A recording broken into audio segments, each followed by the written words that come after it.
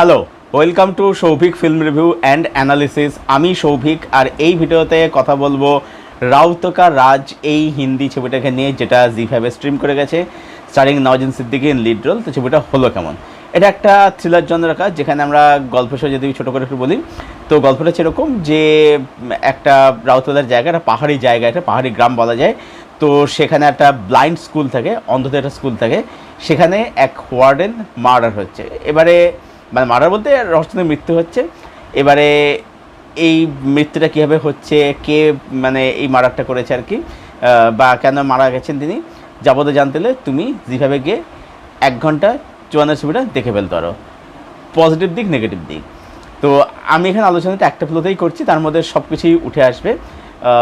প্রথম কথা হচ্ছে, যদি প্লট লেভেলে যদি বলি, দেখো প্লটটা মন্দ নয়, বাট ইটস ভেরি বেসিক একটা প্লট, খুব ডিসেন্ট এবং খুব বেসিক একটা প্লট।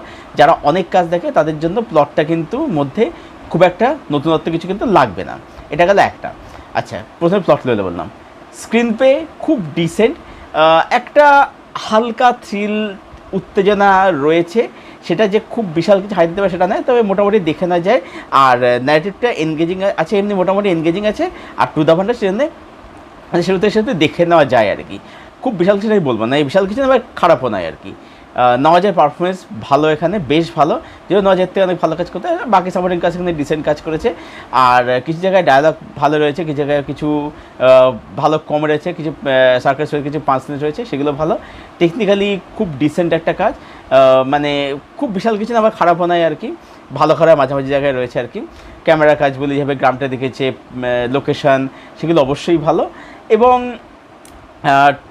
এখানে শেষটা বলবো যে বেশ ভালোই, খারাপ নয়, মানে একটু অন্যরকম এন্ডিংটা করা হয়েছে আর কি। তো ওভারঅল যদি বলি, তাহলে বলবো যে রাউতো কা রাজ এই ছবিটা আমার জন্য বলবো যে মানে খুব একটা ডিসেন্ট একটা ছবি। এটাকে একটা মোটামুটি ছবি বলা যায় আর কি। মানে যারা হয়তো কাজ হিসেবে অত দেখে না, যাদের হয়তো এক্সপোজার নেই, তাদের হয়তো কাজটা ভালো লাগতে পারে। বাট আমার এই কাজটা বলবো যে খুব বিশাল কিছু ভালো লাগেনি, আবার কাজটা একেবারে খারাপও লাগেনি। এটা ওই ভালো আর খারাপের মাঝামাঝি একটা কাজ।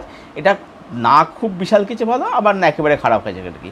তো সব মিলিয়ে রাউতো কা রাজ এই ফিল্মটাকে আমি দেবো 6/10। এই ছিল আমার রিভিউ জি5 রিলিজ হওয়ার ছবি রাউতো কা রাজ।